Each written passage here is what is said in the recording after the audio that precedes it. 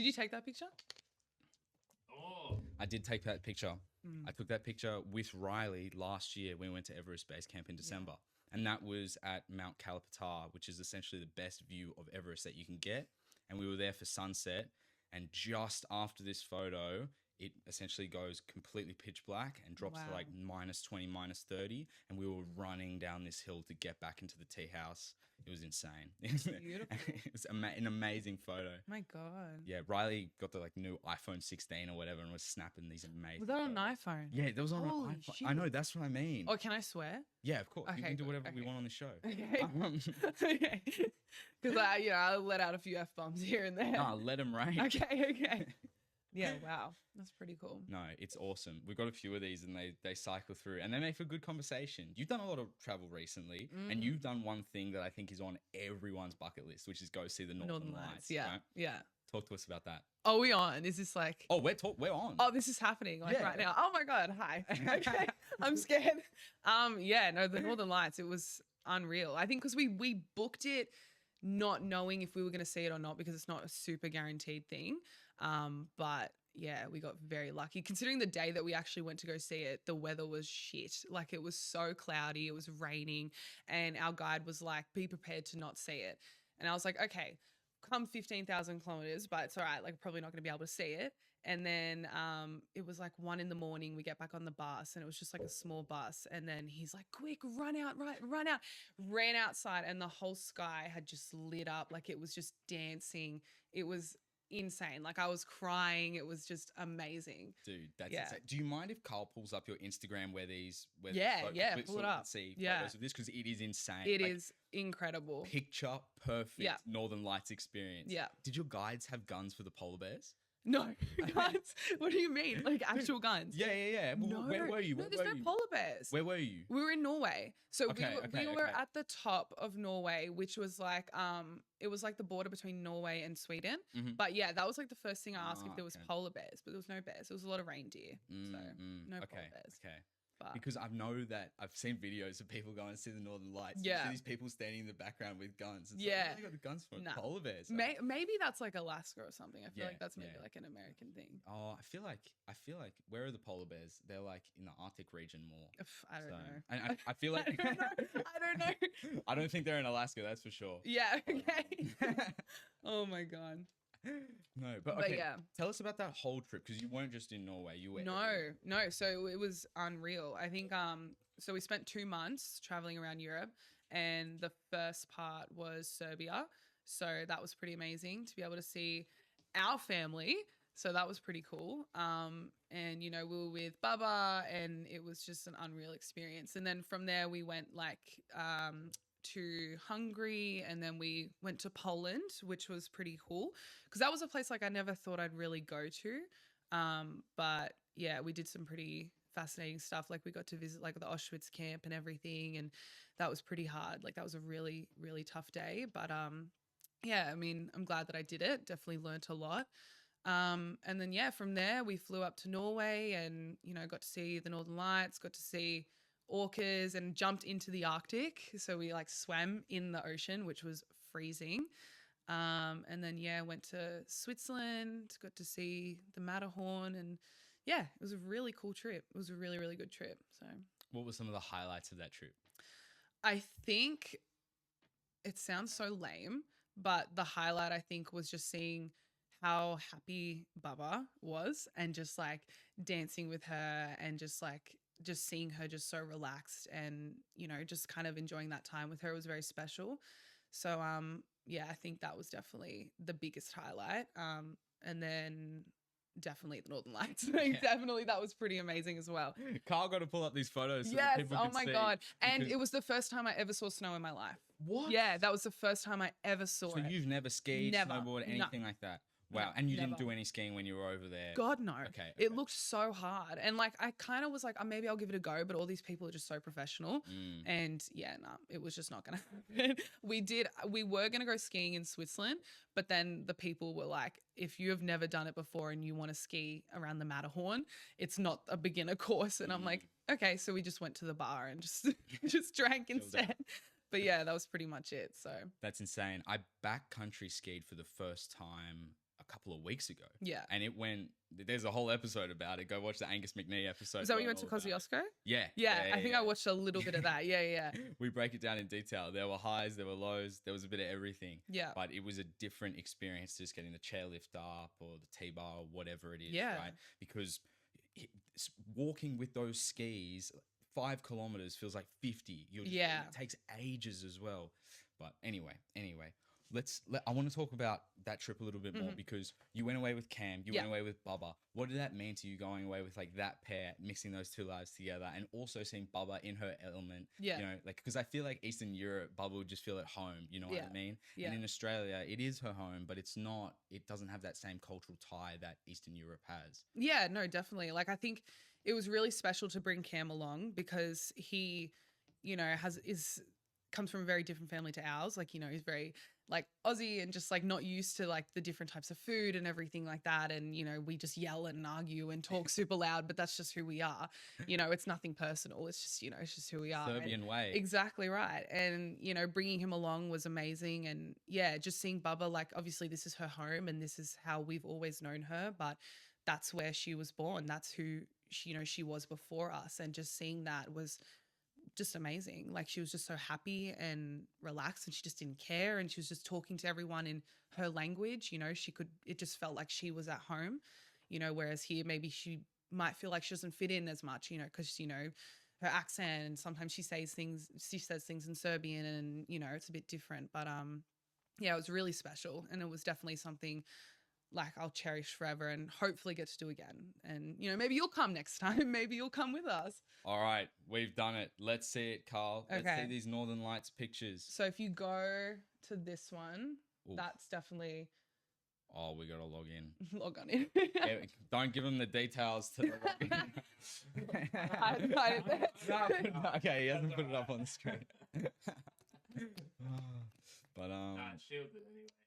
Or you could do like recover password or something. no, we have to have all these things set up going into it. But it's all good. We'll pull that up in just a second. Yeah. But you know, how long were the Northern Lights in the sky for, and how long were you looking at it? Was it like, were they just going the whole time and eventually you were like, okay, back to the bus, let's go home? Or was it Yeah. like flickers for a couple minutes? And Yeah. So pretty much which I didn't know this, right? So when you see pictures of the red lights, that's not visible to the eye. So that's just picked up by the phone. So when initially the tour guide was like, oh, the lights are happening. And I'm like, what are you talking about? And then you pull it up on the phone and you can see a red line, but you can't see that with your eyes. It's only through a lens. So that when I saw that, I was a bit like, oh, is that like kind of what we're going to see? And that was there the whole night. So that was there for hours. And then we saw just like a strike of green, which just seeing that itself was incredible. And that was there for a little bit, but the whole dancing of it moving around lasted for maybe 3 to 4 minutes. Like, it was not very long. You know, I see all these videos of like guys getting down on one knee and proposing to their girlfriend. I'm like, when's it gonna happen? You know, but I'm like, it's too quick. Like, you don't have time. You need to look at it. And I'm just like, I said to Kim, I'm like, I'm glad you didn't propose to me. Like, in my delusional brain, thinking that was gonna happen, but you know, it was just so quick.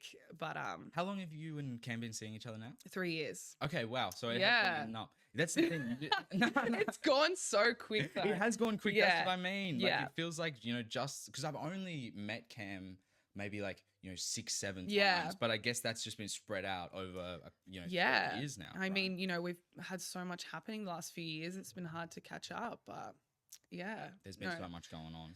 But know. speaking of Bubba, you were recently up at the Gold Coast. Oh going, my God. she called me and she was talking about Jesse's been working me so hard. Oh my She's God. been training me.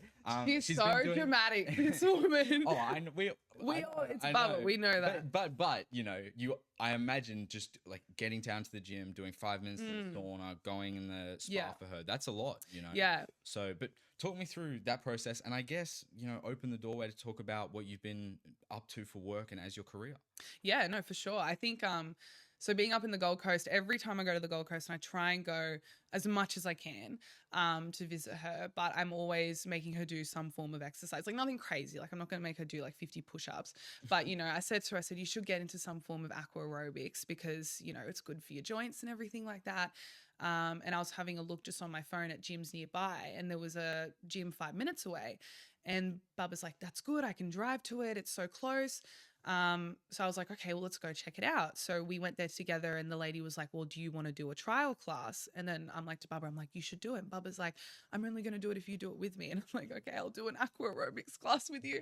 So I did the class with her and it was actually really hard. Like I found it quite intense. Like Okay. I think because I was making it a bit harder for myself, but there was like 50 other Bubbas in there and I was like the youngest one in there and everyone's looking at me. It was so funny, but no, it was so good. Like, and she felt so good after. And then straight away, she's like, Jessie, there's a sauna. Ethan tells me I need to go in the sauna. It's good for my blood pressure. It's good for my cholesterol.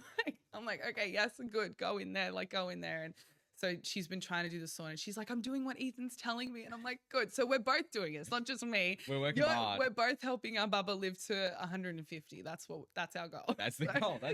That's the goal. She's Yeah. telling me that she's only doing 5 minutes in the sauna though. She's got to pump it up. She said to me, like, after a few minutes, she was like having a panic attack. And I was like, just say. The thing is, a lot of people get claustrophobic in the sauna as well. Like, I don't have that fear at all. Like, No, I'm neither. I'm just in there until I literally start dying. And, Yeah. you know, at the start, when, you know, you're new to the sauna, that might be in the first 5, 10, 15 Yeah. minutes, right? But I never have that other pressure of like, oh my gosh, there's people in here. It's a small room. I'm trapped. Yeah. Like, some people just get in a crazy mindset, Yeah. right? And I think Bubba's got she's a little like bit of that. Yeah. But this woman has no social anxiety. Like we were in the pool. No, seriously, we were in the pool and she's like, we're just bobbing up and down and the class hasn't started yet. And she's like, Jessie, like, I'm going to go and make some friends. I'm like, you do you, Bubba. Like, you go on. And I'm just sitting there by myself with these freaking weights. And then she goes, hi, ladies, like to this group of women. Like, I'm Radmila. And she's like, I'm Millie. What's your name? And they're like, oh, Karen, like, nice to meet you. And then they're kind of looking at me and I'm like, oh, you know, this is my grandmother. And, you know, and then Bubba's just going around talking to everyone.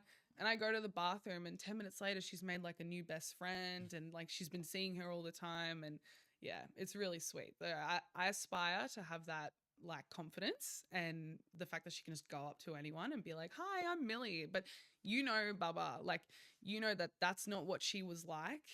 Like, you know, she's just come so much out of her shell, I feel. Like she's just got a lot of confidence in the last, you know, year. And it's been really nice to see. And you know, if I can help her with fitness and everything, I love that. So what's so good about aqua aerobics for people who are middle-aged and older? yeah, it's definitely a lower impact option. So definitely if you're still wanting to get the blood flow and get your body moving and burn a bit of calories, and also, you know, you get little aqua weights so they can help with your muscles and a bit of resistance.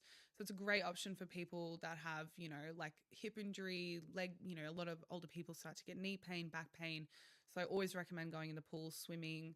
You know, for example, my mum, you know, can't really do a whole heap of exercise, but you know, she's been doing aqua 5 days a week and it's just improved so much, helps with your blood flow. And yeah, so I always recommend it to people, at least just to start with, get a little bit of confidence. And then when you feel like you're a bit stronger, like Bubba said, she's like, I'm on this thingy. And I'm like, I don't know what that is, but I think it's the cross trainer. Yeah, I think it's the cross trainer. I'm like, she's like, I'm doing this every day. And I'm like, okay. She's like, after my 20 minutes in the sauna, I'm like, 20 minutes? Nah, like my 5 minutes. Yeah. I'm like, yeah, okay, be for real. But yeah, so it's great. Really good option. We should preface this conversation with what you do for work, Yeah. right? And how you have become so knowledgeable about not just aqua aerobics, but all things fitness, diet, Yeah. nutrition, wellness, etc. Yeah. Give people some context and some history into how you got into it. Yeah, so I am a personal trainer. I've been a trainer for about 5 years now, and I love it. I started getting into health and fitness right around the pandemic, and I got into it pretty much just because I had gained a lot of weight, wasn't really in a good headspace, and I was just feeling really down about myself. And it was right around the time that I graduated in November of 2019. So finished school then, and then a few months later is when the pandemic happened. So we were kind of locked in, and like I had no plan to go to uni. I didn't want to do that. I wanted to take a gap year, do a little bit of travel, but then that all kind of came to a halt. So I had no job and no plan and no idea what I was going to do with my life. So after the first lockdown, I decided to sign up at a gym, and I really was not confident at all. Like I would just, because our gym's like an upstairs and a downstairs. So I always tell my clients, like I stayed upstairs for 6 months. I never went downstairs because downstairs is where the weights were and everything that looks super intimidating. I just stayed on the treadmill. And then one of my friends was like, you should get a personal trainer and, you know, it'll help you. And I was like 110 kilos at this point. Like I was a lot bigger than what I am now. And then, yeah, I got a trainer and, you know, he helped me with my confidence and, you know, losing the weight was one thing, but it was more just I felt safe and I felt really comfortable and confident in a gym. So once I kind of got that feeling, I just wanted to help everyone else feel that way, man, woman, young, old, whoever. Like I just wanted everyone to come into that space and be like, I belong here. I'm welcome here. And, you know, I might not be the skinniest person or the biggest person, but that doesn't matter. Like you can still come in here, do your best. And that's pretty much the only thing I wanted to get out of it, you know, as well as help people get their weight goals and, you know, health goals and everything like that. But it was more about just people's headspace and just wanting to feel happy because everyone belongs there. It doesn't matter what you look like. So, but it can be a scary place. Agreed. Yeah. And confidence is such a big factor when it comes to the gym, personal fitness, your mindset going into it and how confident you feel doing exercises, pushing yourself in the gym, you know, being around people who are doing the same thing, being in there for a long time, doing things like sauna and, you know, all these things. They're kind of like a social activity, but they require that side of, like left side of your brain too, I guess. Yeah. But okay, so that's how you kind of got inspired into it. But what were the next steps? How did that become a career option for you? Yeah. So pretty much I just got lucky. So around the time when I was looking for a job, and I got into the gym, I became really close with there's an older gentleman that works at the front desk at our gym and he is just amazing. He's such a sweet man and he'd always come in and, you know, I'd always say to him like, you know, I really need a job and I just like, I don't know what to do. I don't know what to do with my life. And, you know, he's like, well, why don't I see if I can get you a job as a receptionist? And I was like, okay, you know, and then I got an interview and I got the job. And at that time, I was just a gym receptionist and I was just going to the gym. So I was just working out and being a gym receptionist, which absolutely nothing wrong with that. But once I started to get into that, you know, headspace of, you know, I love who I am. I love how I feel. I love how I look. I was like, I want to do this for everyone else. I want to make sure that everyone else can achieve that.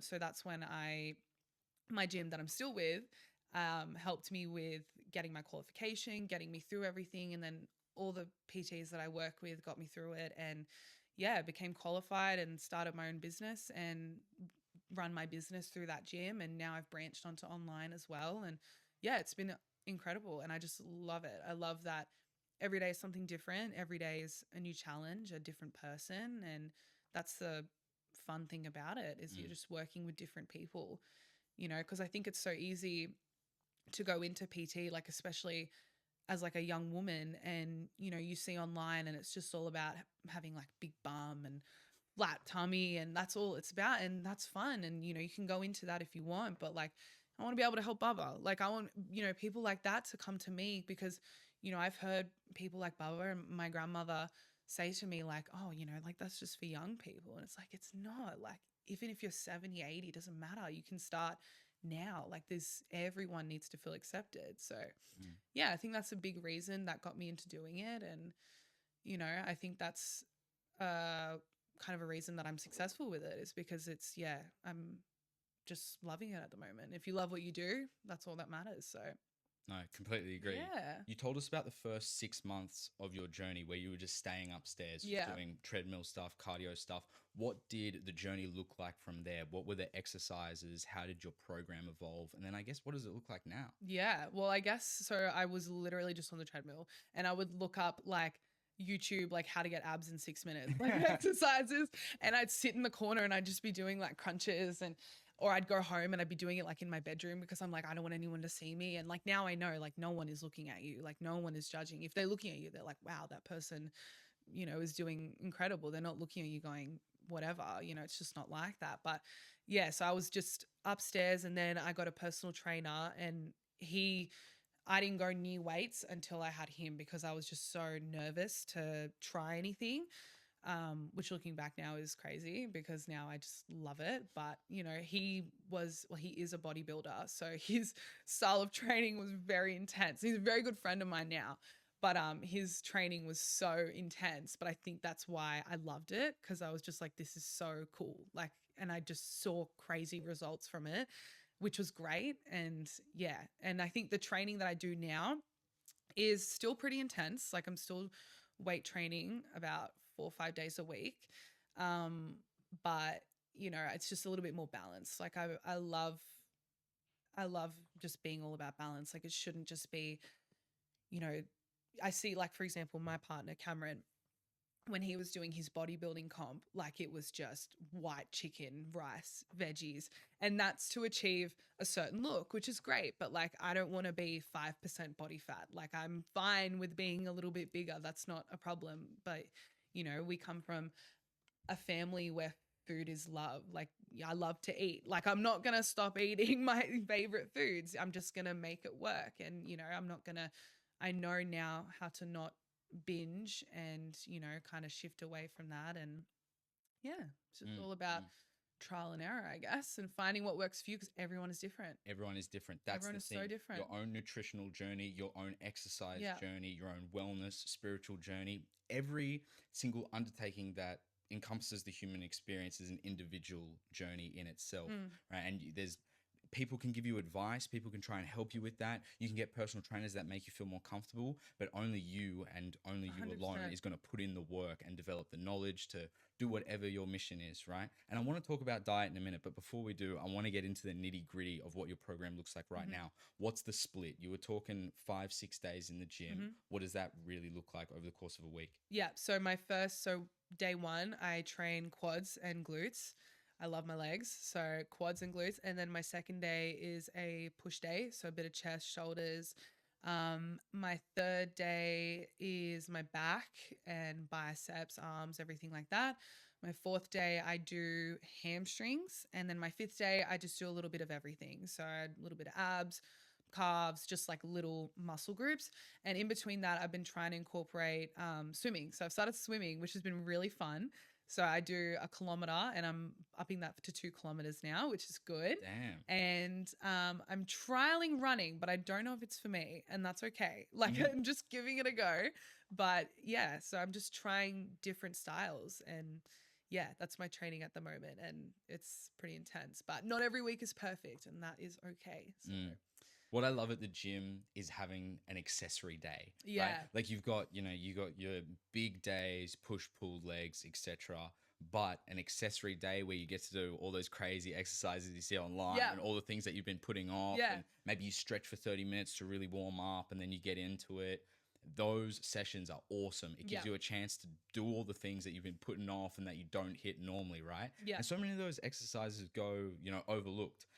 What are some of your favorite, not typical, because everyone knows that the squat, the deadlift, the bench press, that's the way to ensure long-term stability. And I imagine this is not just for people who want to get big and want to bodybuild. Resistance training from like compound movement exercises like I just named increases bone density, increases longevity, increases blood flow, and is very good for people into their 60s, 70s. As long as you're healthy enough to do it, you should be doing it, whatever weight that looks like for you, right? But tell me a little bit about that. Like as in like the bigger kind of movements and everything like that. Like, yeah, I definitely, so for me, I have never really been super confident with deadlifts. And that's something I'm trying to learn myself, even as a trainer and being in the industry for a while, just because it was kind of taught to me that it's got a really big risk of injury. But I guess I'm trying to look at it from a different angle now, that if you can do a lift properly, that there's nothing wrong with it. So I think it's, even trainers and, I talk to my friends in the gym all the time that, there's kind of those stigmas of don't do that exercise because it'll hurt you. But it's like, if you're taught properly and you know how to do it right, then there's nothing wrong with giving it a go, but, I see people like standing on a yoga ball and trying to do a shoulder press. I'm like, okay, maybe don't do that. But it's the normal kind of movements that people are scared to do. Like, for me, squatting was a big thing because I had a lot of back issues. So I was really nervous to get into that. But as long as you're taught properly and safely, I think it's the way to go. But and always just ask for help. That's the main thing. there's no need to just look at things on TikTok because you don't want to ask anyone. Like, just come and ask, and everyone's happy to help you. And The that's gym main is thing. such a positive environment in that way. So many Yeah. people are willing to help. So many people are willing to give their time to show others because everyone understands that journey of what it was like when you were first starting out in the gym. 100%. Yeah. Just like anything that you're starting new, Yeah. right? So, okay, transitioning from the exercise, you mentioned the diet a little bit. Yeah. Is that a strict regime these days, or are you kind of a little bit looser with it because you do so much work Yeah. in the gym? What does that look like? At the moment, it's a little bit freer. So I think I counted calories for a very long time, like to the point that I was counting every single thing to a T. And to me, it just wasn't healthy because I did struggle with a lot of binge eating and just body dysmorphia, things that everyone deals with. And, just the guilt of, oh, I've eaten this chocolate and what am I going to do? And so I'm trying not to be super strict in terms of my calories, but I know what I'm eating and I know that I'm not being crazy with it. And so like in the morning I'll always have like what am I eating at the moment? Like a bit of yogurt and granola and some fruit. I'm trying to focus a little bit more on whole foods. So like for lunch I always just stick to the basic. Like when it's a protein, a plant, and a carb. Like that's the main. As long as you have those three, then you're fine. That's the main thing. But yeah, like I don't want to beat myself up when I eat something that's not in my plan. And that's what I tell my clients. Like, okay, maybe don't eat the entire bucket of chicken, but if you have like one piece, it's okay. Like there's nothing wrong with that. You just know, that you've won if you haven't eaten the entire thing, if you struggle with, that overeating kind of thing, because it can be hard in terms of eating. But yeah, like I think for me, like I'm not prepping for a comp or anything like that. So I'm just like, I'm not going to say no to someone's cooking. I want to be able to eat it and enjoy those moments. And, like for example, with Cameron, when he was going through his bodybuilding shows, and it was really, really tough. And I had to tell Bubba that he doesn't hate you. He just can't eat your food. Okay. Sorry. Started dying. Yeah, it's okay. And I had to explain, like, he doesn't hate you. He just can't eat your food.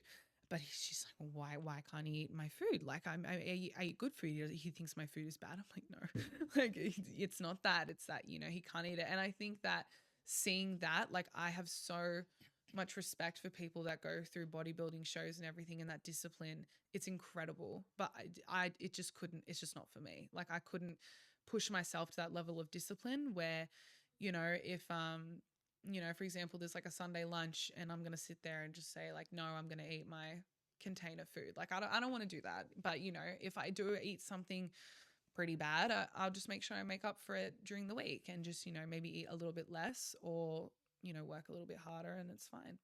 That's life. It's okay. It's okay to eat a little bit more every once in a while. But it is a learning curve though, because 100%. when you're first starting out, counting calories, it is annoying. But just to understand what you're eating, what you're putting in your body, what your macros look like, what your real calorie intake is like. Yeah. And then if you were to get a Whoop band, a Garmin, a Fitbit, whatever you're wearing, to understand how much you're burning and then able to compare that. Yeah. It just gives people a little bit of context so that what you're saying can ring true, so that you can eat intuitively on the go and understand, like, yes, I can eat this. It's going to be about this many calories and might not be that good for me. But I know on Monday, Tuesday, Wednesday, I can manage it. I've got meal prep in the fridge. I'm sorted. Like all those kind of things, that knowledge unlocks freedom a little bit. And so I think exercise does that too. Yeah, for sure. And that's exactly what we were talking about before, where confidence in the gym allows you to be more free, which allows you to push yourself more, try different exercises that you never thought you would do, train harder, train. For a lot of guys, I feel like they go into the gym and they train harder than they should, just because it's in their heads that, like, that's how much they should be lifting, when in reality they should dial it down. And 100%. I'm sure like women face a lot of challenges in the gym too. Was there anything that really like scared you off in the beginning? Did you have some like terrible experiences? Oh my God. Okay. So already I'm a woman in a very, very, very male dominated industry. And, I think that you're kind of, there's going to be struggles. And, even now being experienced and, being super confident, there's always times where I get overlooked, and that's okay. It's just, a guy wants to go to a guy, and that, a girl wants to go to a girl, and that's fine. I understand that. But I think it's, there was one experience where I was in my first year of being a trainer and Cam was around, and obviously, he's big, jacked up dude, and, everyone's like, wow, like he looks crazy. And I love that for him. But there was this one kid who was maybe like 16. He was this young boy and he was squatting, and it was just shocking. It was just really bad. And, I make it a point of I never want to embarrass someone. I just I was just like, hey, like, do you mind if I like show you how to do that another way? Because it's also our job to make sure that no one hurts themselves, because like the way he was doing it, like he would slip a disc, like it was bad. He goes, no, like I don't need your help. And I was like, okay, no worries. But then 2 minutes later, he goes up to Cam and he's like, hey mate, like, can you show me how to do this? And then Cameron's like, no, but my girlfriend, she's a personal trainer. And he goes like, oh, like, no, like I want your help. And I'm like, okay. So, there is that kind of stigma of a young guy, sees a big dude and he wants to go to a big dude. And I get that, but it's also like, it's a bit of a struggle that I've had to accept, that a lot of people aren't going to take you seriously. And a lot of older people as well, like when they say, how old are you? And I'm like, I'm 23. They're like, oh, like, what would you know? Like, you're just so young. Like, you don't know about hip pain, or you don't know what it's like to have, bursitis. And I'm like, oh, okay. Like, I haven't gone through it. I'm sorry. But like, I've, studied on it and I can help you. And I think it's just, it's finding that balance. There's a lot of mean people. And there's a lot of hard things to overcome, but it just makes you stronger and just makes you want to work harder and prove to everyone that I am good at what I do. And, I don't need to be told by someone that I don't know what I'm talking about when that's not the case. So yeah, I guess that was a bit of an adjustment getting into it. Because considering like at my gym, it's like all men, there's only one other girl that's my age, and then we got 2 older women. But other than that, Wow. it's all men.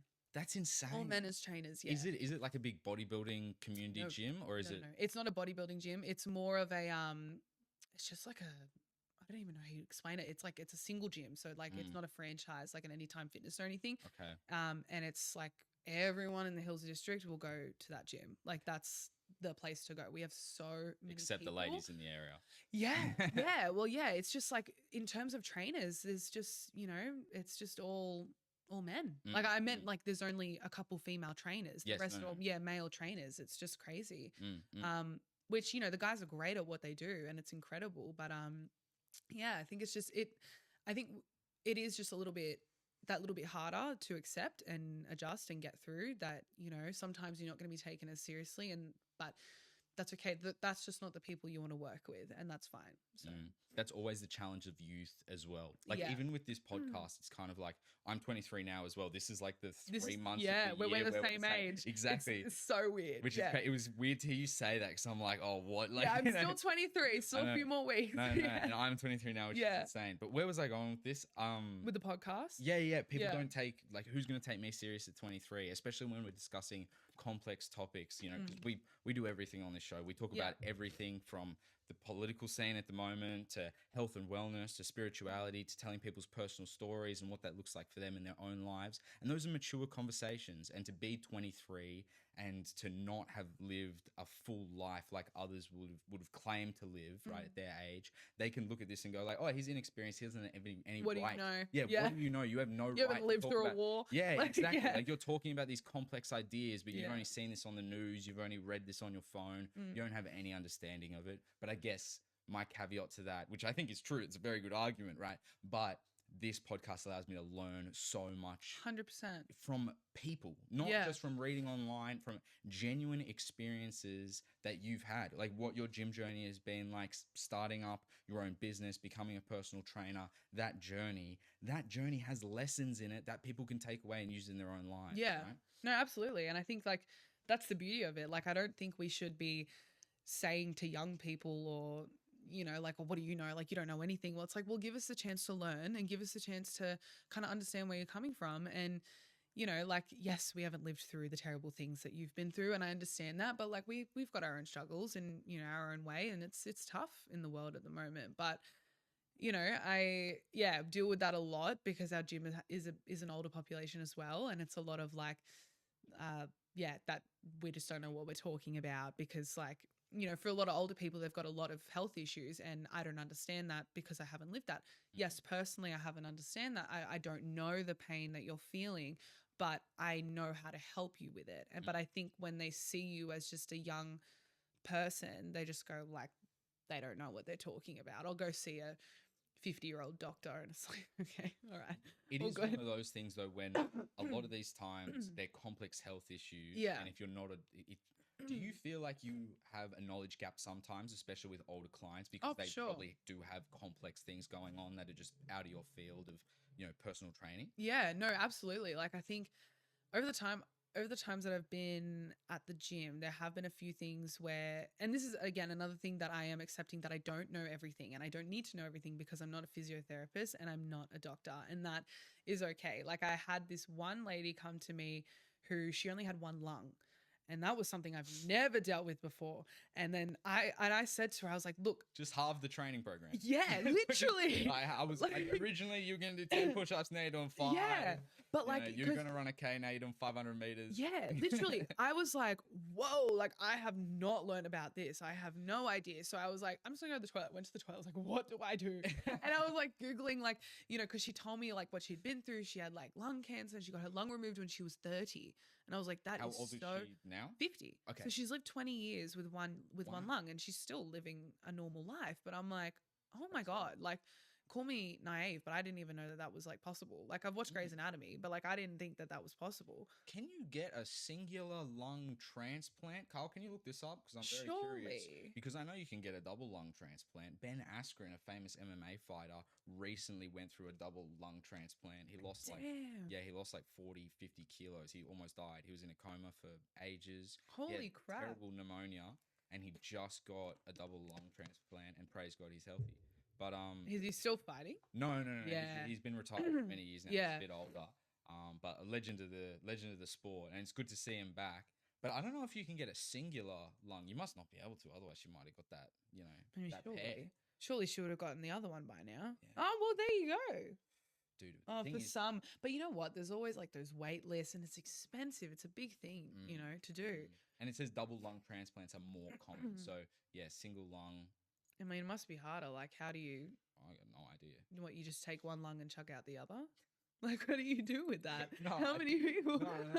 like, You would be going from 1 to 2, I feel like, especially in no, this but age.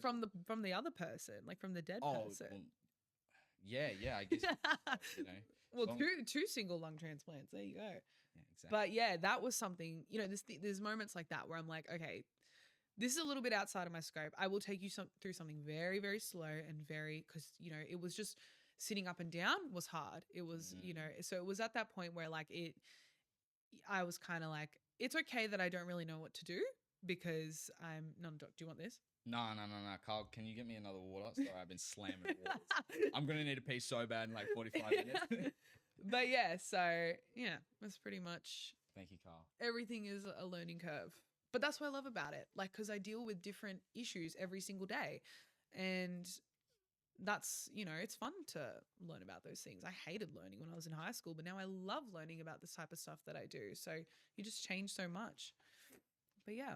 No, and I imagine it's kind of like it's one of the same where someone comes to you and they've got crazy things going on with their knees. They've got one lung. They got, you know, issues with their back. Whatever it is, you understand what's necessary to train around that. And it's kind of, I feel like, especially with fitness and training, once you understand core principles, maybe like 10 to 15 core principles of compound movements, of how the body works and where you need to be stabilized for certain exercises, etc., and how to build up a program and start from scratch and get someone into it, how to warm up, all those things. Once you have that matrix, it becomes much easier to apply that to different individual cases, right? Yeah. Have you found that? Yeah, no, absolutely. I mean, I think the problem that's in the fitness industry at the moment, like a lot of what I'm seeing online is like you open up social media and it's just like, do this, do this, do this. It's like, whoa, everyone is so different. And, you know, not everyone's going to be able to do that. It's just little things like ankle mobility, like even being able to do a squat. Not everyone can do a squat because they can't, their ankles are just not you know, they're not going to be able to do it the same as, you know, Bob on Instagram. It's just not the same thing. But yeah, everyone is just so different. And it's been incredible to see, because I think going into it, you just kind of think everyone is like you, and you just kind of think everyone, you know, has the same issues as you and goes through the same things as you, and you don't really think like, oh, I've struggled to lose weight. That was my issue, but old mate really struggles to put on weight. That's their struggle. Whereas I'm looking at, like, I would look at that and go like, oh, that's not a problem. Like, that's a good thing. But, you know, it is. It's everyone has their own struggles and it's hard. But yeah. Yeah. Nothing like the fitness industry has been changed more by social media. I think.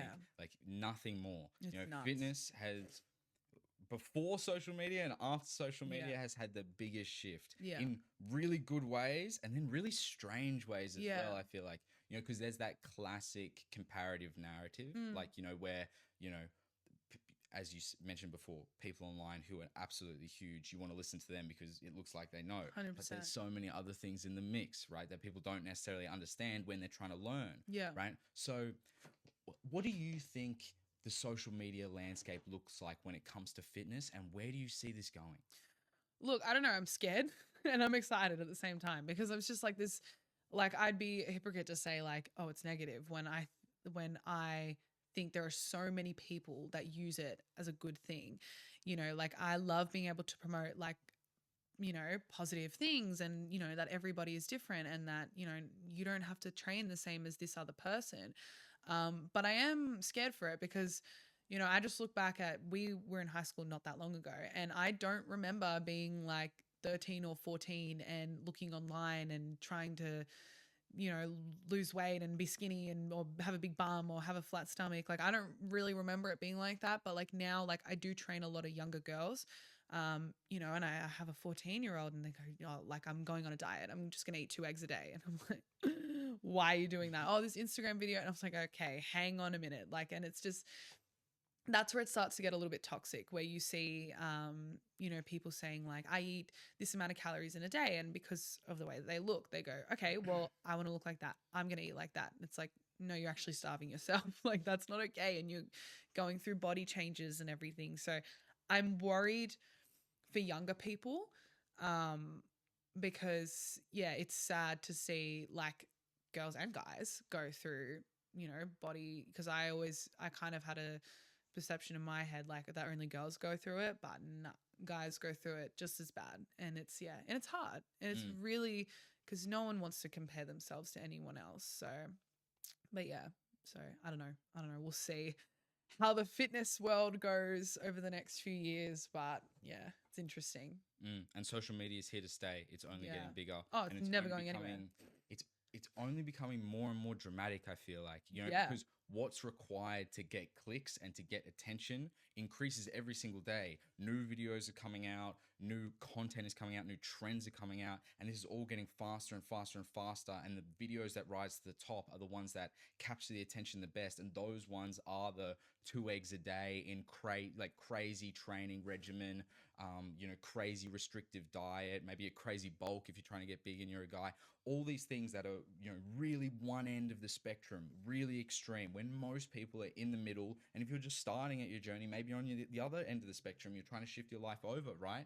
And social media incentivizes that. It incentivizes the extremes, both the extremes, because you'll see, you know, like funny Biggest Loser clips on social media, but then you'll see the next slide down, you've got the most jacked person, Ronnie Coleman, squatting 800 kilos or whatever. And it's, you know, that extreme narrative, that extreme privilege, that extreme favoring by social media has created an extreme fitness culture. And that's 100%. And I feel like that's given it a bad name too, because now going to the gym and being fit is like, it's almost like a right-wing thing. Like, it's like, you know what I mean? Yeah, I know exactly what you mean. So many things have been attached to it that aren't meant to be here. This is something that we all experience together, looking after our bodies when it comes to sleep, diet, nutrition, lifestyle. This is part of everyone's life, and there shouldn't be things attached to it that have another agenda, et cetera, et cetera. No, 100%, I agree.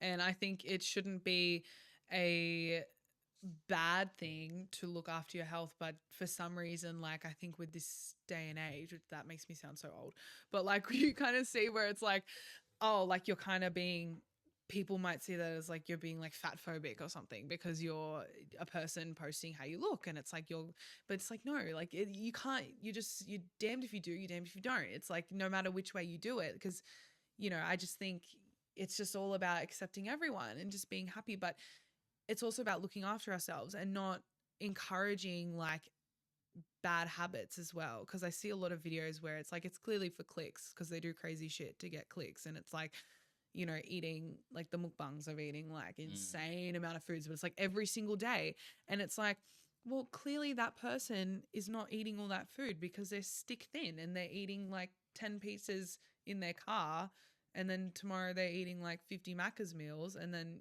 like that's not okay. But people will look at that and go, oh well, I can be skinny and eat just like that. Of course I'm not going to eat just like that, but eat bad things. So it's also about healthy habits. And because I don't know, fitness for me, like what I really quickly discovered is it's not a short-term thing, it's lifelong. Like I don't want to get to 70 and not be able to travel and not be able to like what Bubba's doing with me. I want to be able to do that until I'm like 90. Like I want to be able to do that literally until I physically cannot, and that I want to do for as long as I can. So it is about taking care of your body and putting the right things in your body and not being silly.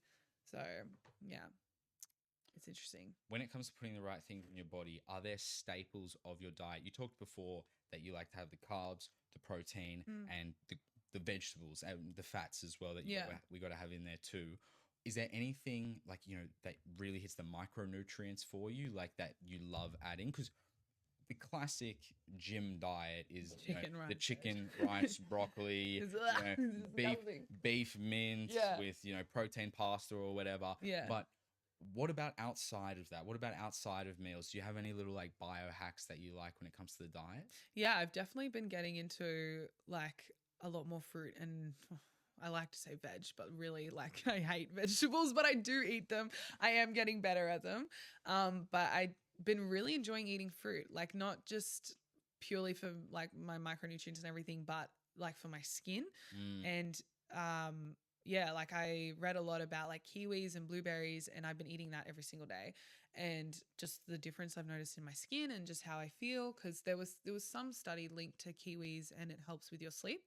I can't remember what it was, but it had something to do with helping you sleep, and I was just like, well, won't hurt to eat a kiwi every day, and yeah, it's been good. If you eat a kiwi at night, the kiwi fruit has the precursor chemicals in it that create melatonin. That's it. Yeah. And so that increases your melatonin for a small window, which helps people fall asleep easier, stay in REM longer, etc., etc. It's got a bunch of benefits. And there are studies on this. We should pull this up so people know this is verified, but this is true. It is, yeah. Blueberries, amazing antioxidant profile as well. Dude, I'm a fiend for fruit. I go to that Harris farm and I'm just shoveling. I'm getting big bunches of bananas. Yeah, we had one just open up near us now, so we got a Harris farm. So it's good. I'm a big fan of Harris farm. I'm a big fan of organic food too, and they've got a good selection of that type of stuff. I am a fan of vegetables, but not all vegetables. Like I don't really have broccoli or cauliflower or like bean sprouts, like a lot of those classic greens that asparagus people tell you to eat. I have a lot of mushrooms. I have a lot of tomatoes. Yeah. I have a lot of rocket too, because many people don't know this. Vegetables have a lot of lectins in them. Yeah. And these lectins are defense chemicals that plants have, and these can create a myriad of issues in the gut. And not for everyone. And this is why it's everyone's individual journey. For some people, it creates issues. For some people, it's the healthiest way to go, right? And that's why experimenting and not a one size fits all approach is perfect for everyone. Yeah. Right? No, absolutely. That goes for exercise too. Do you ask much about your client's diet and try and shape that side of their lives too? Because it's so pivotal to the training, right? Yeah, and I think it can also be like a little bit sensitive as well. Like you don't want to come across as like you're telling someone to like they're eating too much or they're eating too this, eating too that. I guess it's more, I gauge it on the type of person. So like if I'm just with someone who like they're just wanting to feel better, they're not really worried about being the skinniest person or whatever, it's just about moving and a bit more for their mental health, we'll talk a little bit about diet, but we won't dive into it too much. But if it's with someone who's like, I need to lose this amount of weight, I need to do this, like, okay, well, let's look into what you're eating. 100%. Let's adjust. Okay, maybe we're eating a little bit too much. Let's try and drop the calories a little bit. But I don't like diet is very important. It is very important, but I don't want to push it too much on someone. It's more about like getting them into a routine. Once they ace that, cool. Now let's look into it a little bit more. And it's just, I think bombarding everyone with like, going from never doing anything in their life to like 5-day training split, 1,200 calories, 200 grams of protein. It's just like, whoa, whoa, whoa, whoa, whoa. And then that's just a recipe for disaster in the long run. Because I think when I started in the gym and I was, kind of trying to figure things out on myself when I was just on the treadmill and, I'd look up like how many calories I should be eating. And like, I'm a big girl, like I'm 6 foot tall and, but it would tell me like I need to eat like 1,000 calories, and 1,000 calories for me is just like insanely low. Like to think of that is crazy. But I would eat that and I would really undereat. And there was a period of time where like I would just eat nothing. Like it would just be like one meal a day, and I'd wonder why I want to faint when I go home because I'd be eating nothing, but that's what I thought was normal. And then my trainer was like, no, like that is not normal. That is severe under eating. But then eating more, I really struggled with because I was like, I'm going to gain weight. I'm going to this.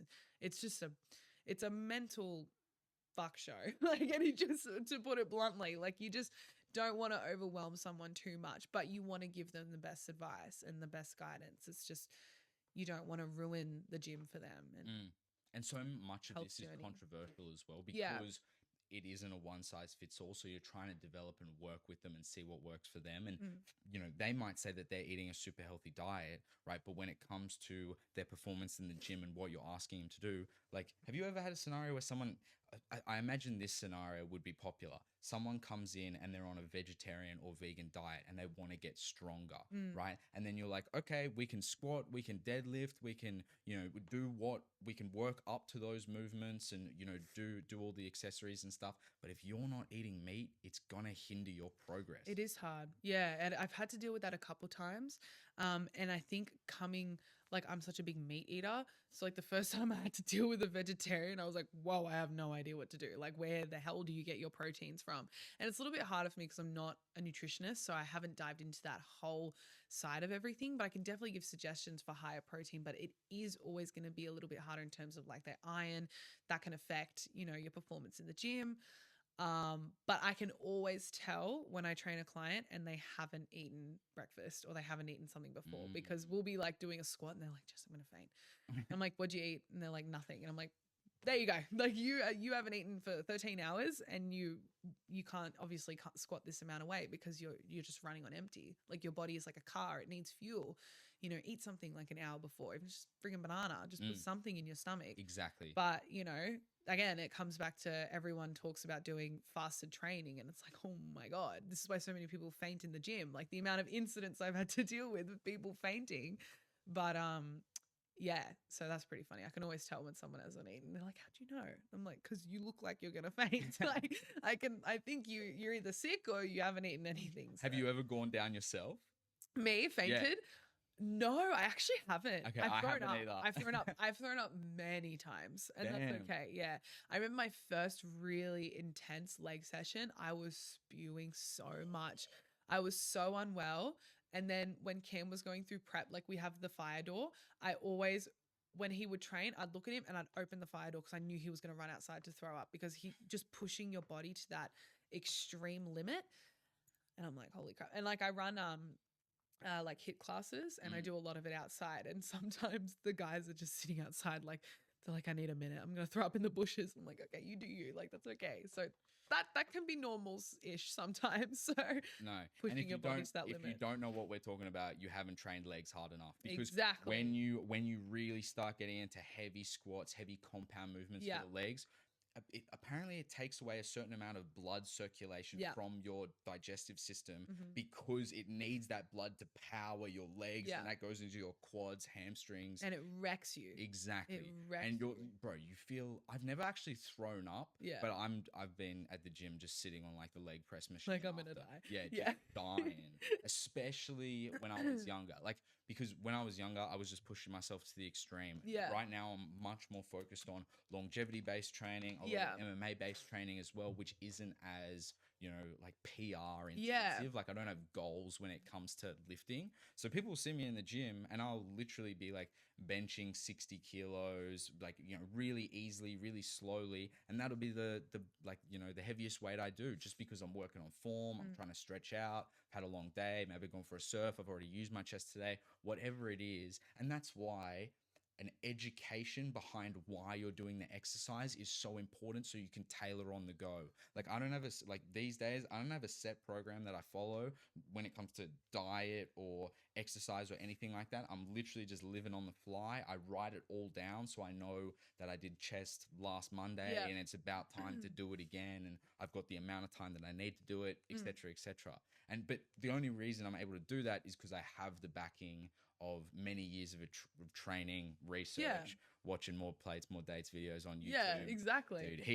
Dude, Derek from More Plates, More Dates is a genuine hero. And if you actually, not all the knowledge, but a lot of the knowledge I have about working out is from him. And he gives away more free value, like, fitness content than anyone I know. He's a hero. For sure. And people like that are good. And it's just, I think that's the important thing. Like, 60 kilos and doing a bench press, but doing it slow, controlled, and perfect form. That is great. But then, I see some younger people in the gym where they're benching like way more than they should, and the form's just not there. But I think there's that mental thing. Like, I get that too, where I'm like, I should be doing more. Like, I need to do more weight. And I still get that. Like, I'll be on the hack squat is my favorite machine. Don't know if you've ever done that. It's my favorite. And I always go, why am I only doing this amount? I need to put more on. Like, but then I'm like, hang on, if I put more on, I'm literally just gonna die. Like, I can't. So again, it's that mental thing of just, it's okay, like, to do it a little bit lighter, but slow, controlled, perfect. That's fine. Up it a little bit more next time, and that's okay. So I think I love the hack squat, and I don't mean to shit on it because I know Carl likes the hack squat. No, it's hell. It's hell. No, but it's listen, great. but listen, the real king has to be the regular squats. Yeah, they're the best. I do love regular squats. And most of the time, by the time, like barbell? Yeah, barbell in the rack, the whole thing, right? But I think that compound lift is so important, not just because the hack squat takes away some of the pressure off the like joints and ligaments. And I think if you're squatting in the right way, if you're squatting not too heavy, it's perfect for building up all the stabilizer muscles. Sure. And this is why Bulgarians are so important too, because it's that one-sided training that builds up the stabilization when you're just using one leg, which is important if you're running around, playing sports, whatever you're doing, right? When it comes to the compound movements, we talked a lot about those, but what are some of those little accessory exercises that you've really been loving recently? Oh, love Bulgarians. And I think it's super important to do single leg, single arm movements, because a lot of the times, even if you, like, for example, if someone's broken their arm, so that arm inevitably is going to be a little bit weaker than the other. But even then, it's like you're always more dominant on one side. So it's important to train each side individually. Like, for example, when you're doing a leg press, like, I do a double leg because I know that I've worked myself up. But if you're doing a double leg and you're a bit stronger in your right leg is always going to be compensating a little bit more for your left side. So then when you do one leg at a time, you're really going to see which side is struggling. And I always like, because when we do body compositions in the gym, we can see like the muscle and fat percentage on each side of their body. And I can see, like, I always say to them, like, oh, are you right-handed? And they're like, whoa, how'd you know that? And I'm like, because it's okay. You got a little bit more muscle on your right side. That's okay. You're just more dominant on that side. So it's important to do single leg or free weights, like doing like dumbbell lateral raises, because you're seeing, you're doing one side at each time. And like, even when you're doing it, one arm might be down here and the other's still up there. It's still important to keep doing it like that, so that way you're working to get it even on each side. So I've been loving a lot of single movements. Sometimes I don't love them because when you're in the gym, you just want to get in and out and go home. Like, they take a long time. Yeah, they take a long time. So it's like, you got to really But once you start it, it's okay. It's just more the like, oh my God, I'm going to be here for like 2 hours because I have to do single this and Bulgarian, and it takes double the amount of time. And it is Exactly. time consuming. And I think that's why a lot of people don't do them because, yeah, it just takes a long time. But it is important to work each side individually, even if you haven't had an injury or problem on one side. You're always going to be a little bit stronger on one side than the other. And it's normal. It's just good to balance it out. For sure. So, yeah. And I think the legs are so important. Most people, well, not most people, but a lot of guys put more focus on the back, the biceps, the chest, etc. And like I know. skipping leg day, skipping leg days become a joke, right? Yeah. But the legs, especially when it comes to that longevity conversation, are so important. So much, like the tightness in your hamstrings can create pressure in your lower back, which creates terrible posture. It can round your shoulders and make your traps really tight. Everything stems from the legs. If your hips are really tight, then you could have core issues. The rib muscle is going to be really tight because it has to overcompensate. You can have shin splints. You can get plantar fasciitis. There's so many issues that can happen with your legs, and building a strong base isn't just important, from a bodybuilding perspective. And yes, having huge legs is sick, but that aside, it's a great base to be able to do everything else. Yeah. And especially if you're playing sport and things like that. Yeah, for sure. And just overall health, like when you get older, you want to be able to walk upstairs. You want to be able to do those types of things. And I don't know why guys don't like training legs. I don't know why there's that stigma of, skipping leg day. But no one likes leg day. If you like leg day, you're doing it wrong. No, I actually do like leg day. Wrong. No, because you don't. It's so hard. Like, I just hate it. No, I don't get me wrong. I do love it. I love the results and I love how I feel. But just like when I wake up and I'm like, fuck, I have to train my legs today. I'm like, oh my God, I just cannot be bothered because I know I'm going to be in so much pain. This is a bit cringe. Yeah. But I have this mindset where like pressure is privilege, and I don't always get a chance to train legs the way I want to. So when I get to go really hard, I'm looking forward to it like nothing else, because it's very rare that I get the amount of time, the amount of effort, the amount of energy. I've eaten the right food beforehand, because that's the thing, you have to listen to your body and adjust. Yeah. But if I've had a great day, maybe I've had a rest day before, maybe I've, haven't been too overwhelmed at work, whatever's going on, it allows me the freedom to really push myself. Yeah, for sure. Those are the gym sessions, because a lot of the time I'm going in there just to get the work in, just to do the, 45 minutes boxing, maybe like, a quick chest workout for 30 minutes and then hop down to the sauna. But, nothing too crazy. But when I get 2 hours to train legs and I'm going heavy today because I've had, good foundations and good backing from the days prior, right? That is awesome. Yeah, 100%. And to test yourself in that way is fantastic. Yeah, no, 100%. And, time is precious. And when you have that time, like not everyone does. Like some people and, even, us, like, you'll be at work till super late and that's it. That's your time gone. But like when you do have that time where it's like, I've got a couple hours, I can just enjoy it for myself and do what I want to do. And if you want to do as a 2-hour session, then absolutely, like, enjoy it. So yeah, and pushing yourself when it comes to legs requires so much prep for me at least, because because immediately I want to do squats, right? Yeah. But to do squats, I've got to seriously warm up. Yeah. And that warm up process is for so many different little muscles in the legs and in the hips and in the core and in, even your shoulders and your traps and, like rotator cuffs and things, just from holding the bar there for so long can get really sore. So it's, it takes commitment, because it's like a 20, 30-minute warm up process, get yourself going fully stretched out so that you can, hit the max or do whatever training you're trying to achieve. Because I'm not necessarily PRing, but I'm kind of like training a weight that I know I can lift till failure. Yeah, you want to do your best. Exactly. You want to push yourself to the end. And that's the root of my exercise addiction, really. It's just like being able to push myself in ways that regular life doesn't provide for me. You know what I mean? Like being able to literally just go all out for 10 seconds, and that feeling of just not just achieving, it's not really achieving something, it's just trying really hard. That drives me, and I chase that all the time. And the privilege and the luxury to do it, because every time I'm in the gym, it doesn't necessarily happen, but when it does, it's awesome. Yeah, no, for sure. I completely agree. It's so good. I love it. Are you training till failure these days, or are you more locked into a set amount of reps? Yeah, usually my final set, I'll push myself to like the max. And yeah, it's usually quite painful, but it's good. Usually my first 2 sets, I'll do like what I write in my program. But then my last set, I usually tell my clients, I'm like, all right, don't think of a number, just go. Just go for it. Do as many as you can. And if I'm telling you to do 10, but you're really doing like 20, then your weight is way too light. You need to up that straight away. Exactly. But still good that you did it. But next time I'm like doubling it. Like, yeah. So have fun.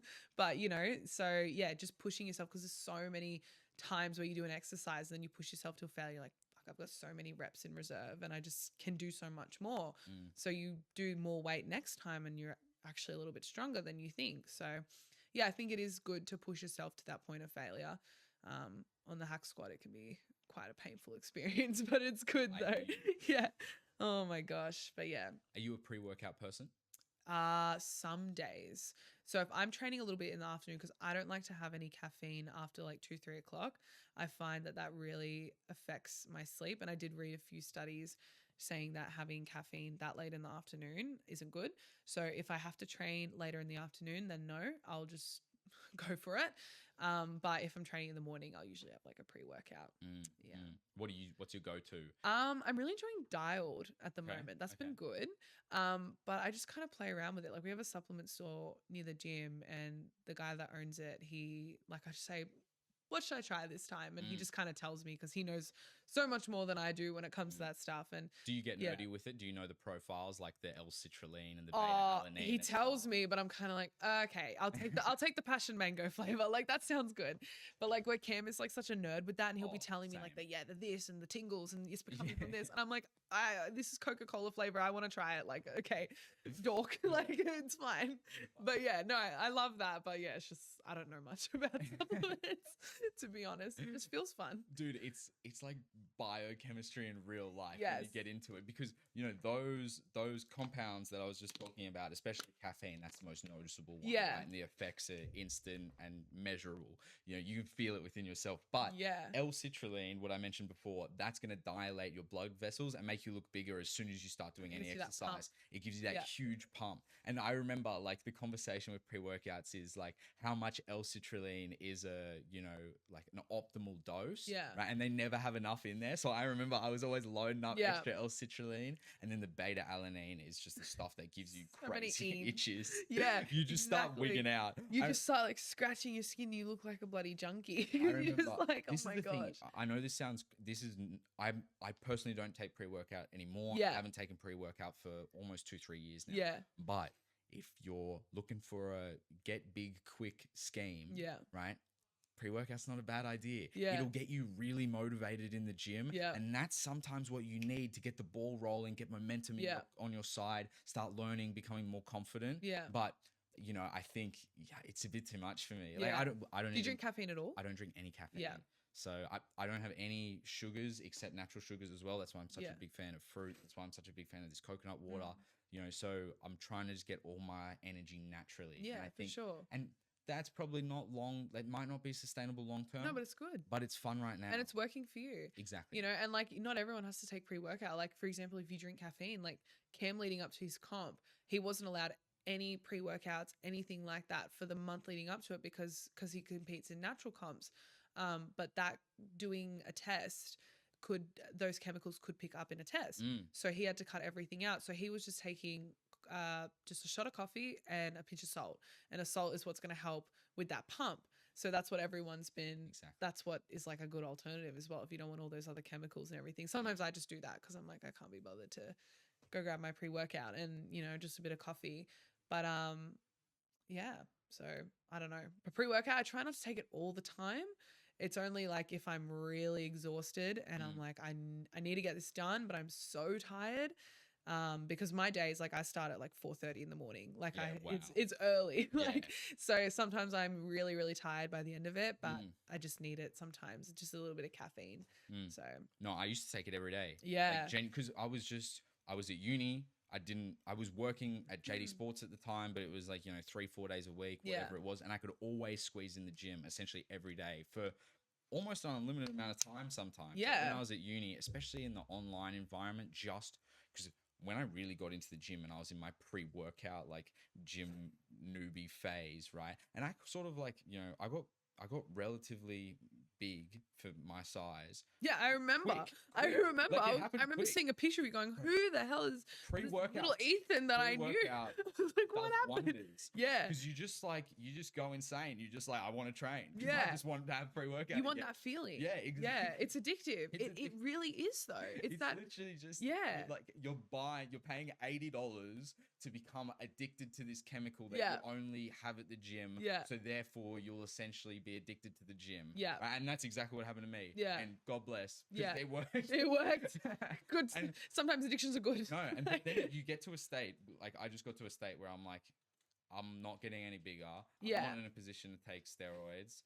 Like I'll just have no hair. It'll suck. Yeah, no, And- don't. Please don't take it. Well, that's one of the crazy things about Cam. He's so big and he's natty. Yeah. Right? Which is, like even using the word natty. Natty or not. Yeah, Yeah, exactly. yeah. It just reminds me of social media. Yeah. All the Is crazy. he natty? Yeah, all Yeah, the literally. crazy influences that But, go that was on. the first question I ever asked him is when we started dating. So I said to him, like, I need to know, are you on steroids? Yeah. And he yeah. goes, no, like, I swear I'm not. And I'm like looking for needle marks. He's like, no, like, I'm not. And because he has to get tested for his comps. Exactly. I was like, okay, he's actually natural. It blew my mind. I was like, whoa, that is crazy. But he's always been he was like 120 kilos in high school. He was always a bigger guy. But yeah, some people are just naturally have a bigger frame. But it's sad that, some people, start taking steroids and those things, which, each to their own, everyone can do what they want to do. But, just to look that certain way, it's just because genetics plays a big part in it. It does play a big part in it. Like I'm never going to look like Kendall Jenner, and that's fine. Like I'm never going to be stick thin. But yeah, it's just sad that people want to look like something so badly, and don't know the full effects of it. So yeah. No, and I think social media kind of promotes that as well because as we were talking about, it's the extreme side of the spectrum. Yeah. Which takes that extra level of pharmaceutical help, right? And it is so crazy to hear you talk about Cam competing and in his natural competition, him having to dial down even the pre-workouts. Yeah. A lot of the times those can be tainted with steroids. Yes. Because these companies that produce these supplements, a lot of the time they they don't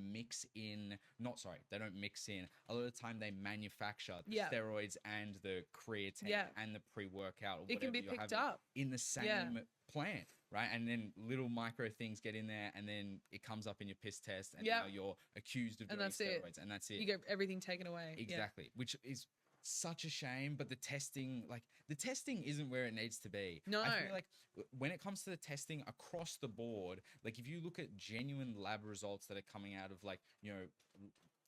health practices like Ways to Well in the States, right? You look at the biomarker detail that they provide when it comes to blood tests, urine samples, etc., versus the Olympics, let's say, right, which should be the gold standard of testing. They don't provide nearly the amount of information that they should, right? And a lot of things get overlooked, and a lot of things get retroactively, acted upon, right? Once new data comes out, new studies come out, new science comes out. And staying on top of it is an impossible game when it comes to the exercise and I'm the so fitness confused community. all the time. Like it is just wild. There's always new stuff. There's always things happening. It's crazy. What do you think of the enhanced games? I don't know much about it. I've only really heard about it recently. What is it? So- May 2025? Oh, so it's like it's It's happening. Oh, no, sorry. 2026? Sorry, I misspoke. May 2026 in Los Angeles. These enhanced games Really? are supposedly going down. So yeah, they've got some billionaire backers that are making it happen. And yeah, it's going to be, I think it's a net positive with some, it's a net positive. That doesn't mean that it's all positive, right? But I think there's a lot of potential when it comes to the education, the research field, and being able to sort of access the next frontier of finance, of fitness, which could be, via pharmacological assistance, right? Well, I think I see pros and cons on both sides. Like I see that there's a natural games, I guess, in the Olympics you have to be natural and everything like that. So I guess there's always going to be people that do steroids. Like why not give them an opportunity to do something as well? Like there's still people, they just choose to do something that maybe a lot of people don't agree with.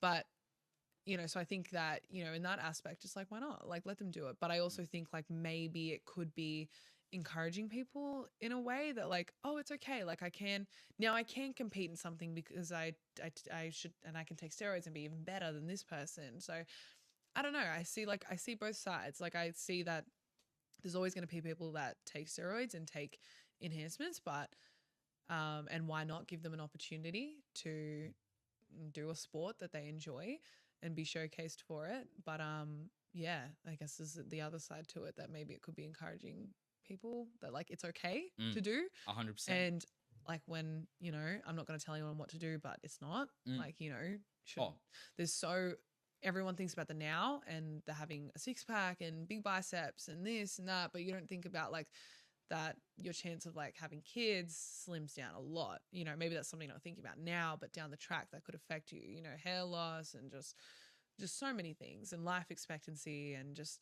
things that we don't care about. Like I don't like a lot of people don't care about now, but it's something you're really going to think about in the future. So, but you know, yeah, I don't know. A lot of young people put that off, right? Because they want those instant results now. Yeah, and everyone wants it now. Exactly. I think that's the thing with the enhanced games. If there is a good culture when it comes to the education around these substances that, you know, the athletes are using, because what they should really do is tell us what the athletes are on, how much they're taking, what their program looks like, so it's all transparent and we can see. For sure, yeah. And, you know, maybe that's also a bad thing too, because then, you know, kids are going to try and mimic, right? Yeah. That's the thing. But I think, you know, we're now living in the age of new technology, and with that new technology comes new technology in pharmaceuticals. And these pharmaceuticals, whether you like them or not, are here to stay. Whether they're a good thing, a bad thing, it doesn't matter. These steroids, you know, performance enhancing drugs, because people talk about steroids, right? But they don't even consider things like EPO, which can increase your cardiovascular output, increases the amount of red blood cells that you have, which increases your cardio, which a lot of fighters get popped for. But a lot of people just think steroids like, oh, it just makes you absolutely huge, right? There's a whole different world to it. Yes. And if this enhanced games can change the narrative around steroids and around performance enhancers, and can shine light on new research, because a lot of these drugs are completely illegal, which restricts the amount of research that can be done on them, right? But if more research is put in, new products are developed, new chemicals are developed that are much safer, these drugs could have genuine long-term health benefits. Yeah, for sure. You know, like think about, you know, TRT, testosterone replacement therapy, right? Very big buzzword this decade. No one heard about this, you know. I don't even know if it was necessarily a thing when people started doing TRT. No, but it might have been. It might have been. Carl's telling me it was. But, you know, and I reckon he's probably right when it comes to these things. But it's such a, you know, that's the thing about the fitness world today too. It's all trends. Like TRT's trending. You got to get on TRT. That's the next thing. Oh, you got to go and do this stem cell therapy. You got to try this biohack, that thing. People get caught up in these little small things. But when it comes to diet, exercise, sleep, these are big pivotal, you know, players in your own fitness ecosystem that you have sole control over, right? And sleep's one that, you know, because diet and exercise, they're kind of, I know this sounds weird, but they're kind of like sexy to talk about. You know, people want to talk about like, oh, I'm squatting 120 and I'm eating five. so clean. Exactly. Look at my beautiful bowl with all these. I'm sleeping. But sleep isn't no sexy. guess. No. Sleep isn't sexy. No, people hate sleep. I love sleep. Yeah, well, sleep you have to. And if you understand, well, not just if you understand, but if you're willing to accept, how am I trying to say this? You need to understand that your body needs a certain amount of fuel, and that fuel needs to be both from your diet, sleep, and lifestyle, right? And to get a desired output, you need to be putting the right formula in. And once you have that worked out and you have that personal relationship with those attributes of your life, you can move forward and create a schedule that works for you, right? Yeah. Do you track your sleep? Do you wear anything? I have my Apple Watch, which is really old and needs replacing, but I do usually sleep around the same time and wake up same time every day. So I usually try to get 8 hours, but sometimes it's a little bit hard. But yeah, sleep is so important. It's so important. Like the main thing that I've noticed with my clients is like training perfect, eating perfect, sleep shocking. It's like 4 hours, and it's like, okay, well, that may be why we're not seeing the results we need to see right now. It's like, and especially like, how do you even function going to work, barely sleeping, and, you know, it's just not good. So, yeah, but it's exactly right. It's not sexy to talk about. And that is such a good way to put it, because eating, everyone talks about training and eating. No one talks about the other things that go into it. And yeah, just day-to-day activity. Like, okay, you train like a beast in the gym, but you're sitting down for the rest of the day and you're only doing like 1,000 steps. It's like, okay, we need to move a little bit more throughout the day. And then, yeah, so it's just little things that make the whole big picture, I guess. So. I was thinking about this today, you know, because we talk about sleep, and sleep is now measurable through like devices and stuff. Yeah. So it's become sexier. It's getting more limelight recently. Yeah. But I was thinking, like, you know, it's crazy that the things that become measurable are the things that we focus on. And, you know, money and finance is the big one. You know, a lot of people tie their own self-worth to their net worth, right? They think that that's the, you know, for a lot of people, that's their definition of success or happiness, or, you know, what you know, accumulation of their achievements is in this bank account balance, or this car, or this house, or, you know, their achievements, their persona, right? But, you know, if somehow we could measure, you know, people's peace of mind when their head hits the pillow at night, their spiritual journey, and how calm they are, and how themselves they are, and where they are sort of in their life, if these things were made sexier, if they were made measurable, if it was easier to share them and conversate about them. And this is a strange topic and it's hard to articulate. No, but I get it. Yeah. And I think that gets overlooked because we're just focused on the bicep curl. If you do it a certain way, if you're at a certain angle, if you eat this vegetable, if you take this drug, if you buy this product, right? And it's the marketing around it is more important and gets more visibility than things that are, you know, so common and so central to who we are as people. Right? Yeah, that's exactly right. It's all, you know, especially with like buying products and everything, it's like, buy this and you'll be this. It's just all about making money. But I think sleep and those things are becoming a little bit sexier in that way, because it's like, I guess with all the devices, like, is that Whoop? Yeah. And do you like it? I do. Yeah? I do. Because I really want to get a Garmin. Everyone at the gym at the moment has been raving about the Garmins, and because they're tracking their sleep. And I haven't really tracked my sleep on this one because this is like 8 years old. Like, I don't even think it would last the night. Like, I think I need to put it on charge. It's an investment that I'm putting off, but I do need to buy a new one. But yeah, like, I think it's becoming a little bit more fun in a way. So that's good. I mean, that's a good thing with, you know, devices that can track our sleep. But I think when I did track my sleep with my watch, and I noticed, like, wow, I'm really not sleeping enough, or my sleep is really choppy. Like, I wake up, or I, you know, shuffle side to side. But yeah, I will see. And there's so many, because when we talk about sleep, people automatically just assume, okay, that means get 8 hours, right? That means get a certain amount of duration of sleep. But especially with Whoop and with other devices, I'm sure it's got a different, you know, system of metrics that it uses to measure those sort of things. It's got efficiency, consistency, the amount of stress that you're in, heart rate fluctuations, zones of sleep, including light, deep, and REM, and then awake, which is important as well to see, because a lot of people think they're getting 8 hours, right? They're in bed from 10 p.m. till 6 p.m., 8 hours, right? But most people are awake for 45 minutes, an hour that they don't even know about. Just little intermittent 5 minutes. You know, it chops it up. Exactly. Exactly. And then that turns 8 hours into 7 hours and 15 minutes. And most people are lucky if they're getting 8. They're probably getting 7, thinking that they're getting 7, but they're getting 6 hours and 15. And then on the weekend, they go out and then they're getting 2 or 3 or 4. And then during the week, they're getting 6 hours again. And they're never really fully rested. Exactly right. It's just that hand. It's just a that cycle. Exactly. Yeah. Exactly. So No, 100%. I completely agree. have you noticed, have you like tried to, do you have a routine when it comes to your bedtime? Has there been an evolution in how you try and fall asleep and how you think about these things? Yeah, I think I always like I try not to eat a super heavy meal too close to bed. Like, I try and make sure I'm having dinner a little bit before I'm going to bed, but sometimes it's just not possible. Like, sometimes I'm stuck at work really late, so I'm eating dinner really late. And then I find that when I have a super heavy meal right before I go to bed, I'm just not sleeping at that right. I'm not as comfortable. But yeah, I usually try and make sure I eat a few hours before, and then I just lie down, get comfortable, and just like, it's been nice in the winter because you like rug up and you're nice and warm, and it's like good to fall asleep. But yeah, so I don't really have like a routine, I guess. I just try and sleep as early as I can, because I know I'm like, I have to be up so early. So yeah.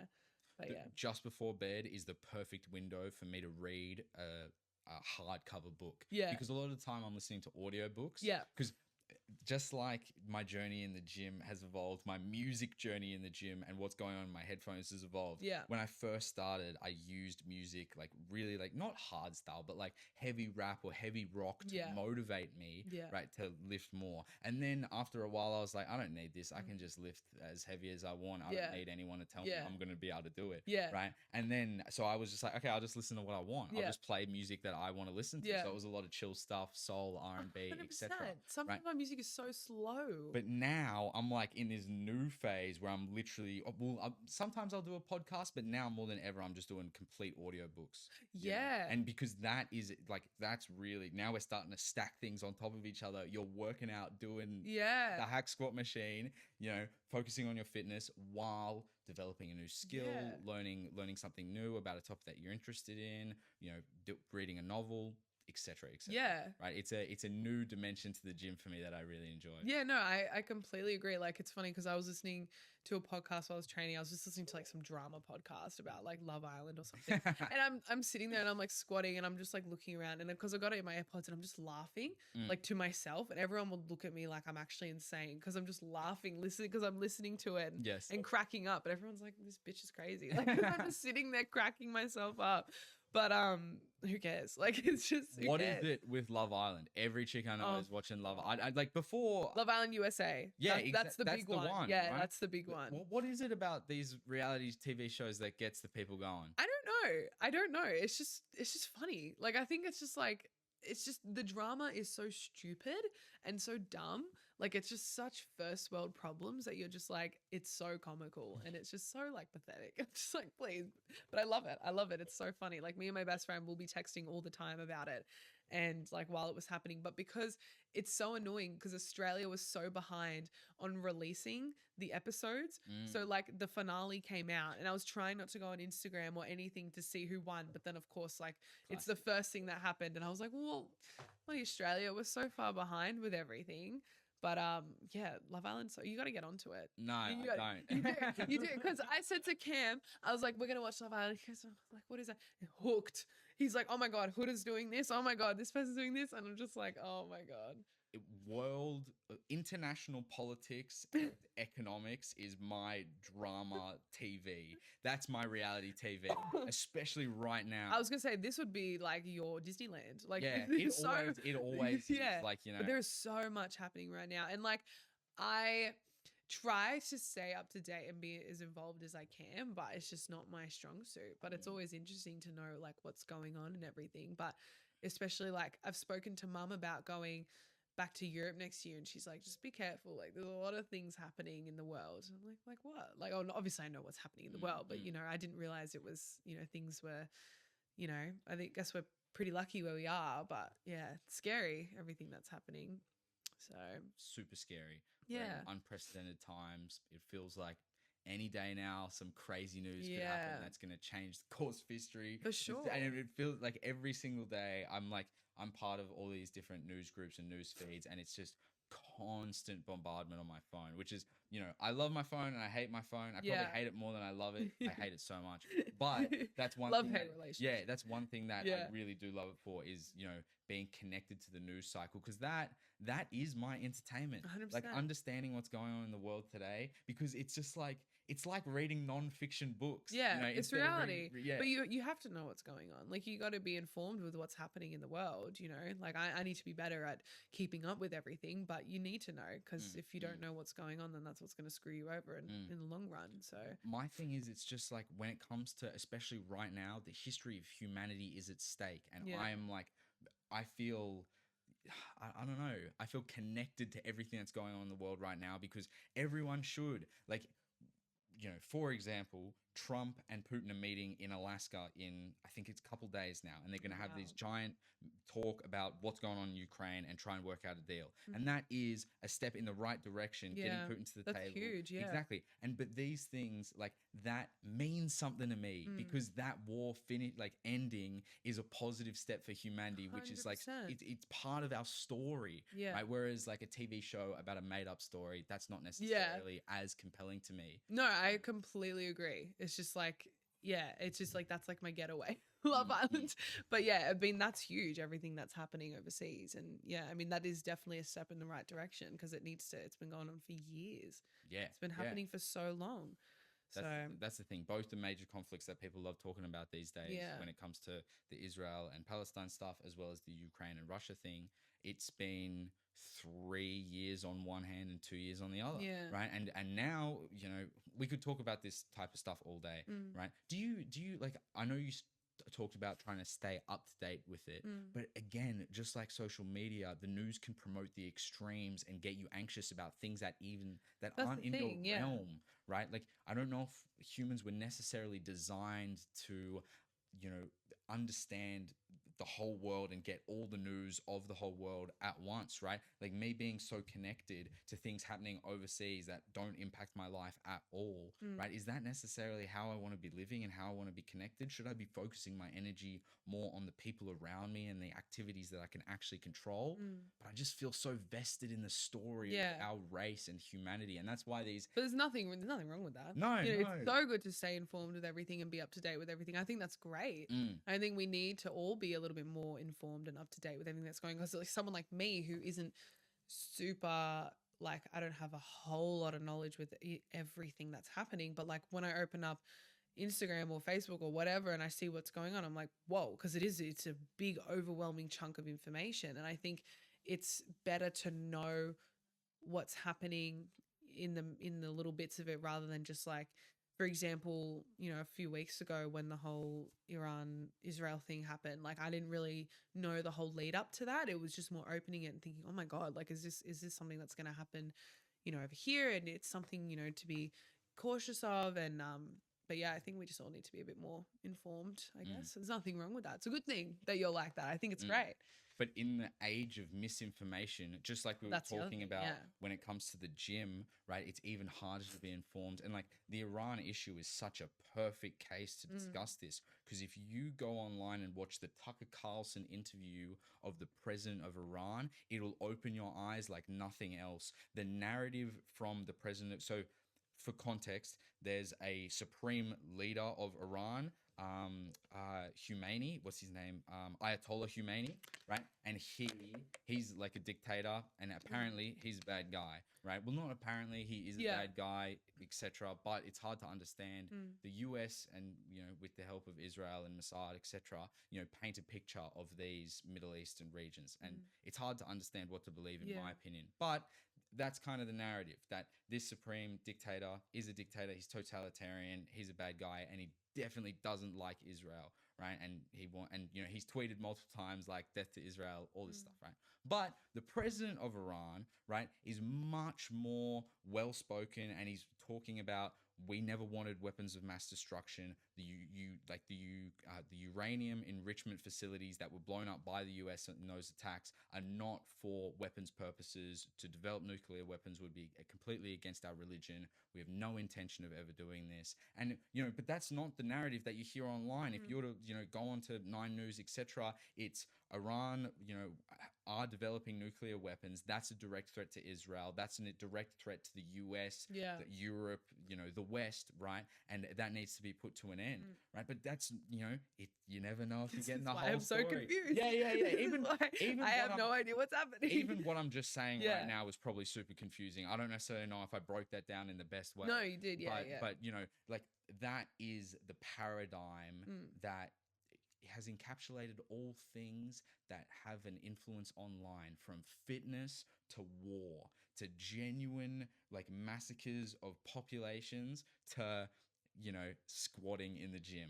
Everything that can be commoditized, if it can capture attention and that attention can be commoditized, then it falls under this bracket. And that's why we see these extremes, in my opinion. And not just social media. It's not, the root cause of all these terrible things, but it's an exacerbator. Right? Yeah, I completely agree, for sure. We've talked about so many complex things in this pod, Jess. Is there anything else you want to touch on? Is there anything just on your mind or stuff you've been doing recently that you just want to get out? Honestly, man, my life's been pretty boring. I've literally just been working. That's it. Just working, saving money. That's literally it. Nothing super exciting. I mean, I don't know. I guess, Yeah. I wanted to ask you this Yeah. just before we go to this. I wanted to ask you back at the start of the pod. Yeah. I want to bring it back up now. What do your goals look like when it comes to your career going forward? You've, had such a, quick entry into the personal fitness, personal training Yeah. journey, right? Does it look like a physiotherapy Mm. degree in the future? What does it manifest as going forward? What's your Yeah. dream? I think for a period of time, I was looking into doing the physiotherapy side of things, but I don't know. There's a side of me that I just love the excitement. I love the happiness of being in a gym, and I do love that. And I think like my far end goal would be to open a gym. That would be my favorite thing in the world, to have my own place and to, have my own space and have everyone coming in there. But in the meantime, I think I want to branch out a little bit more online so I can help people that maybe necessarily don't want to come into a gym, or they don't have access to one. And just, yeah, I guess my goals is just keep doing what I'm doing, keep helping people, and maybe down the track, I definitely want to further my studies in terms of I want to dive into like pre and postnatal, a lot of, like menopausal, a lot of all the shit that women go through, as well as everyone, in terms of injury prevention and just everything. But yeah, I don't know, I kind of do whatever I feel I need to branch a little bit more into. Like at the moment, I'm like, okay, I've got a lot of women. I need to learn a lot more when it comes to like pre and postnatal. So I need to do that a little bit more. So that's probably the next thing I'm going to do. And then, yeah, just see where it goes. So, yeah. That's awesome. Pretty Thanks, much Jess. it. This has been an awesome episode. Thank you. Thank you for having me. No, anytime. Thanks, everyone. Thank you.